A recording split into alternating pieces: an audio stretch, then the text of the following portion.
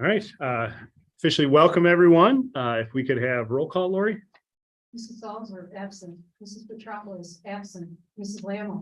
Here. Mr. Milkowski. Here. Mrs. LeBudzik. Here. Ms. Joy, absent. Mrs. Grove. Here. All right, stand for the pledge.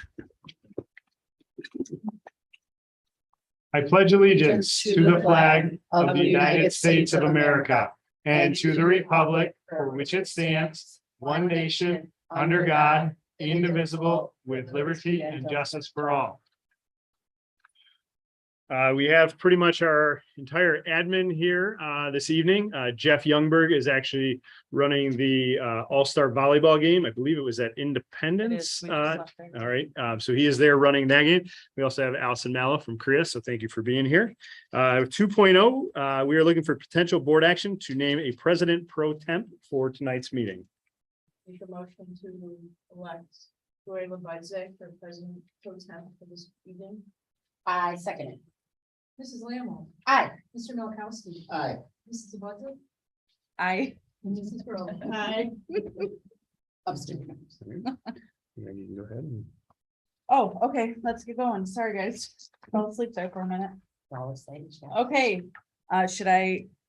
Or is it Yeah, good that I'm not, did I say? Yeah, that's fine. You take it Okay, here from here. all right, can we get an approval for the consent agenda for the minutes of September 13th, 2022, open session? Also for the minutes of the September 13th closed session. I make the motion. And we do have one minor thing you'll see highlighted on there. Just two minor things. One was we had an inadvertent name. In the open board minutes for September 13th, there was an incorrect location and a correction to the name made. The body of the notes were untouched, so everything received in terms of the notes, the minutes stand. So that correction being clarified is their motion. I'll second it. Okay, Mr. Jordan. Mrs. Lamb. Aye. Mr. Markowski. Aye. And Mrs. LeBudzik. Aye. Okay, then we'll turn it over to Dr. Thorns for the superintendent's report. All right, well, welcome everyone. It seems like it's been a long time since we did not have a study session in September. And obviously with school rolling and in the fall, we have a lot of things going on. First up, we had the PTA report. We had our first event of the year. We had PTA bingo night, which was a very rousing success. If you saw, I posted a picture and walked in and we had a really nice crowd there over at Ridge Central. We had some excellent administrative bingo callers who did a great job. And it's just always nice to see the families come out with kids in a different light. Then our next big event is on Friday, October 21st, and that is going to be a movie night. They have not announced the movies, but I think they're going to be Halloween themed. And that they're looking at Ridge Central. Last year, movie night was so highly attended that they had to move it over to Findlay. So we're just going to kind of wait and see, but it's nice to see them getting that much support from the community. Next up, we have the enrollment report 4.2. You will find that our September enrollment was 1,449 students. This is up from last year and as well as last month. And right now we are up 47 students compared to this time last year. Now that's really interesting to me. It doesn't sound like a huge number. It's pretty large.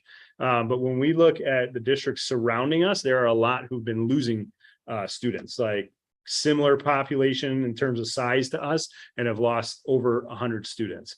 So it's just something we always want to watch when we're looking classroom sizes, what staffing we might need to do. So it's just a number to keep watching. So they're leaving there and coming here, is that what you're saying? I have no idea, but we're seeing it go up instead of down. So in your packet, you also find these school and department reports. And my favorite thing to do is always to flip, and not that I don't read word for word everything the administrators write, because I do, but my favorite thing as soon as I get it is to flip it over and look at the pictures and to just see field trips taking place and kids working in groups. Again, it's so nice, and they're smiling all the time in these pictures. And I think we know all the time that how important academics is, but we also know that being a kid and growing socially is just as important. So it's really nice to see those in there. If you look at our vacant positions and possible staffing needs, has not changed a whole lot from last month. We are still looking for some different positions at the junior high, a full-time health teacher, as well as a reading specialist. We're still in need of special ed positions, including teachers at both the elementary buildings, as well as some paras. And we have a couple resignations that I'll talk about later that we just got posted within the hour. So hopefully we'll start seeing some candidates. And I know our admin does a great job of getting everyone in to interview when they do apply. So I was lucky enough to go down and spend a couple of days the last week in September at the annual superintendent's conference. I was down there Wednesday, Thursday, Friday, and had a couple really good sessions. There were some I had actually seen the main speakers before, still really, really good. One guy by the name of Damon West, his big speech is "Be the Coffee Bean." So he actually he was sentenced to 65 years in prison for being an uptown burglar in Dallas. He was a starting quarterback for Texas football before he got injured. So he went from that to 6 years later being in Dallas or in Texas. That's pretty much a life sentence, is 65 years. And he was actually paroled his first time. It was because he had gone into prison and he had, what he says, become the coffee bean. Instead of letting prison impact him, they said he had such a positive impact on the prisons. And the example he uses is, if you have a pot of boiling water, which is when things are like not good, you have three different things. You have a carrot, an egg, or a coffee bean. And if you put a carrot in there, what happens to a carrot when you put it in there? It gets all like mushy and it gets soft. When you put an egg, it's got that protective layer on the outside, but you become hardened on the inside. Whereas the coffee bean, you put it in there and it changes the water. The water doesn't change the coffee bean. And so it was a really uplifting presentation, but then just talking about in school districts, how if we're those coffee beans for our students and for our staff, and not being the one who gets hardened or becomes soft and isn't enjoying their job anymore, but being that person who can actually spread the good things that can go on. So that was really, really uplifting. Also did a session on safety. It was the second time I've heard this person speak. And I feel really confident in the things that we're doing right now, and those steps that we're taking to make sure we're put in a good place. Like all safety plans, there's always room for improvement, and it's something we need to continue to look at and continue to shore up. But I knew Blue Point is looking at starting to run the wires as early as next week in our school districts. There, of course, like anything else, there's a couple things on back order, but they're still pretty confident that by January we should be up and running. But as we know, that can change in any instant. But so I really appreciate the board supporting me being able to get away, and for the admin kind of making sure everything went really good while I was gone for a few days. So thank you. We then have the III conference, which is going to be November 18th through the 20th. Lori has, I believe, emailed everyone a link to the planner and something we can kind of look at. I think last year we did a pretty decent job of figuring out what people wanted to go to, but I'd love to have that completely planned out ahead of time to make sure that those of us who are going down, that maybe we have one or two go to a bunch of different sessions, so we're not all in one when we could be getting information to bring back with everybody. And then you'll see there's some other information about Friday. And if you have any questions, please ask me, or obviously Lori is very, very good at this. So please feel free to reach out to her. Any questions on III? Okay. And then 4.7 other. I just wanted to publicly thank our principals and assistant principals. This is Principal Appreciation Month in October, and we have some things planned for later in the month for them that they're not aware of yet. But just wanted to thank them. And I know in just talking with the board, I know how much you appreciate the work and the extra hours that they put in. It's a great team to work with. So thank you very much. So I'm going to turn it over. 5.0 curriculum director's report. Sure. So 5.1 is a presentation.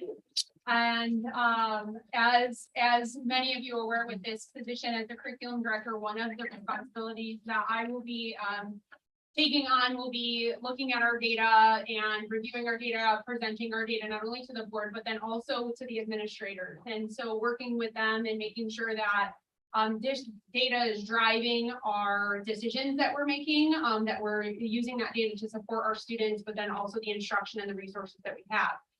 So it, just like in years past, like we've always done 3 times a year, we will do, math and reading NWEA growth benchmark assessments. And that's what our students started the year off with. So it's fall, winter, and spring. And so kindergarten through 8th grade students did their, math and reading, growth assessments. And then kindergarten through 5th also do our, it's a new assessment, math fluency. And what I was hoping to be able to do today is present to you our student growth, for the district grades K-8, but unfortunately that data within the system is not completely accurate. We did close that window on Friday, but we still have some cleaning up to do with the data on the back end within NWEA.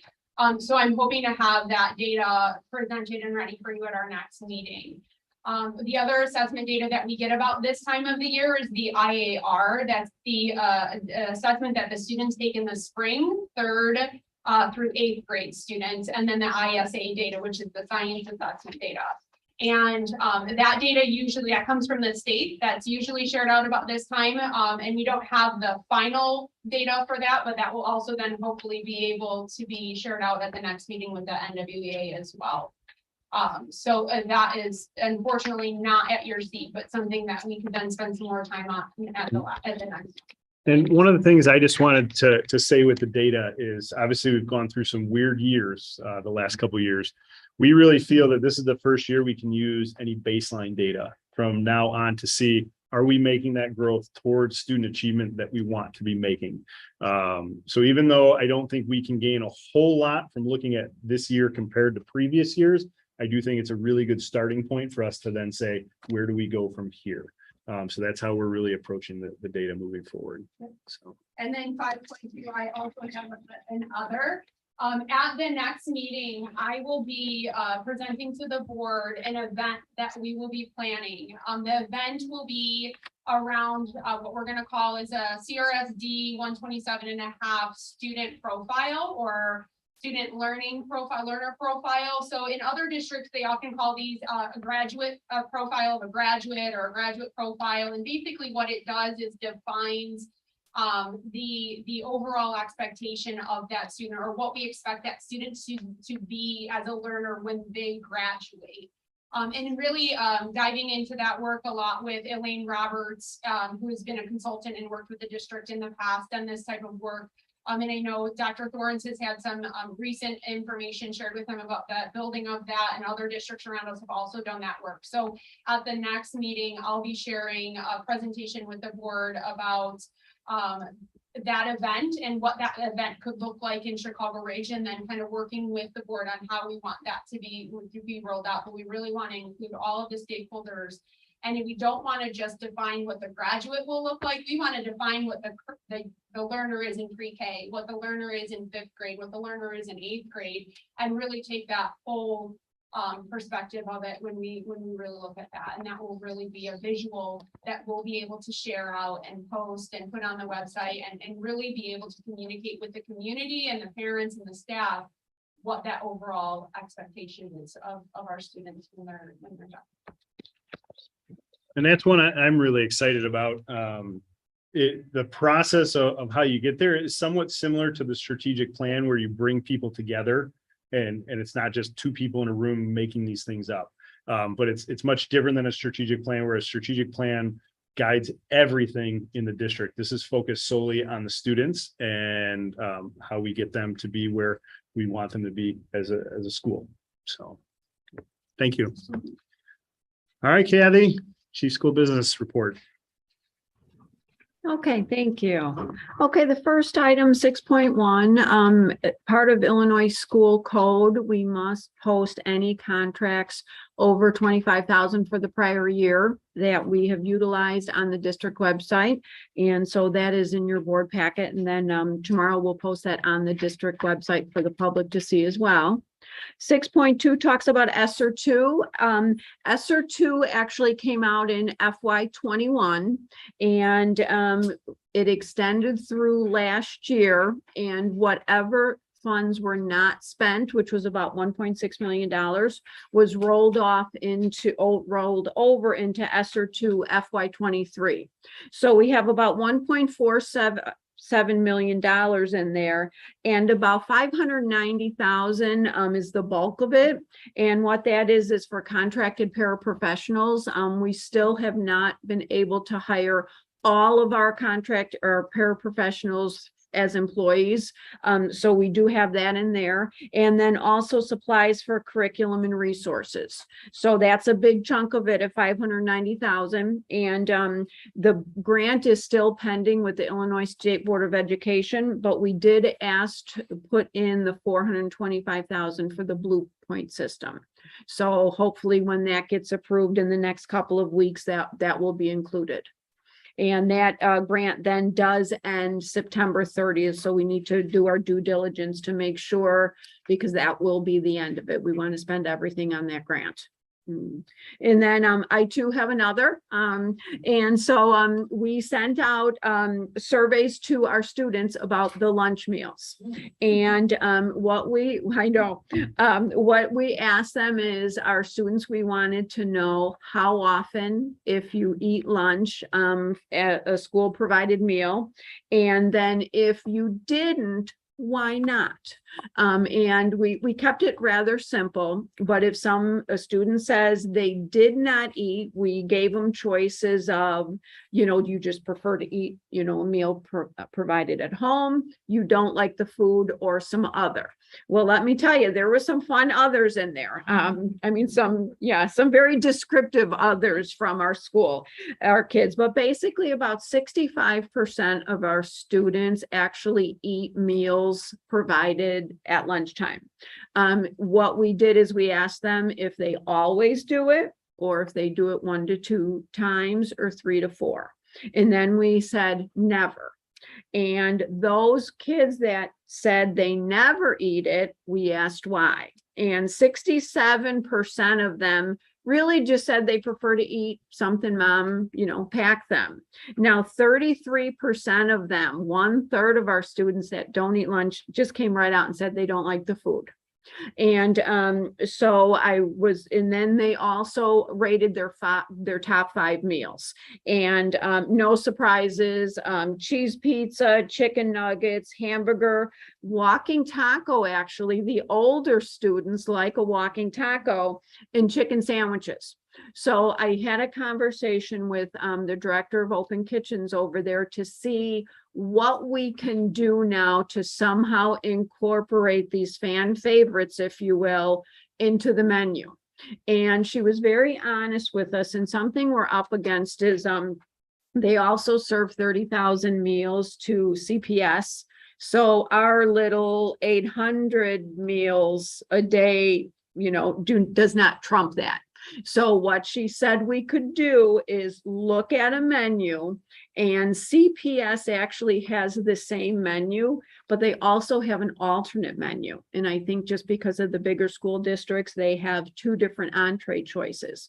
So she said what we could do is work with them well in advance of the menu planning, because the soonest we could even implement this would be December, because they already have done their orders for the food products in November. But when we take a look at the menu, if there's something nasty like a drumstick, nobody likes the Thai drumstick. What we could do is we could ask it's a thing, Thai marinated drumstick, not a fan. Was it? Yeah. Oh my gosh. Yeah. There were some comments on that. But what we would do then is try to substitute one of those less popular ones with one of our more, the meals that the students like. And the only thing we haven't been able to do, we would like to survey the parents. If your child doesn't eat, let's hear from them. But all of the email addresses are still not in PowerSchool because we're transitioning. So once those are all available, again, a very simple survey will go out asking the parents, if they don't send their, if they don't allow their kids to eat here, why not? So the Open Kitchens, they were pretty open to it. So we'll see how responsive they are when we start making some changes to a menu. It would be hard for me to believe that those that do eat the lunches every day aren't like forced to eat it. Like, no, you're gonna go, because this is what they're serving Yeah. and have at it. Yeah. So, I'm glad that you did that. Thank you Mhm. very much. And I agree because, whether, mom and dad or, can't make a lunch because of time constraints, or maybe there was actually a comment in one of them that said, we don't have stuff to make food at home. I mean, how sad is that? Yeah. So even if we could just increase those numbers by a few, at least pizza. Everybody likes pizza at least 2 meals a month. The board really kind of wanted us to address this issue, and I'm very glad you did. Mhm. And that's all. And I think we should have walking tacos at the next board meeting, so. I think it sounds I'd like to nasty. make that motion. Yeah, Can we make it? in Yes. the kitchen? Yes, yes, I'll even break those. fantastic. All right, Okay, any old business? nothing.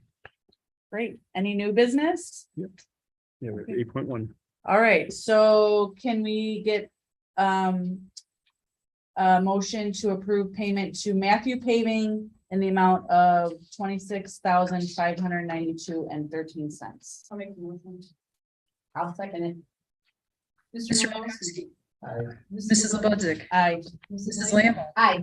Mrs. Grow. Aye. Okay.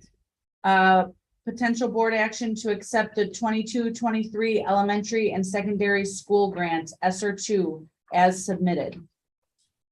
I'll make a motion. I'll second. Mrs. Lebudzick. Aye. Mrs. Grow. Aye. Mrs. Lamb.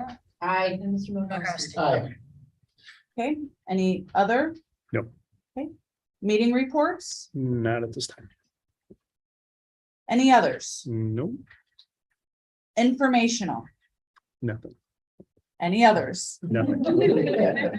Opportunity for visitors to speak. Okay. Okay, President's prerogative, I guess, happy Principals Month. And also Custodian Day was, I It's believe. Sunday, I believe. A Yes. Sunday, if I'm not mistaken, so thank you, custodians. Mhm. Okay. All right, so we will adjourn to closed session for the, oh wait, no, that's you, Dr. Yeah, Holmes, for the sorry. discussion of the appointment, employment, compensation, discipline, performance or dismissal of specific employees of the public body or legal counsel for the public body, including hearing testimony on a complaint lodged against an employee of the public body to determine its validity as defined in the Open Meetings Act, Section 2C1.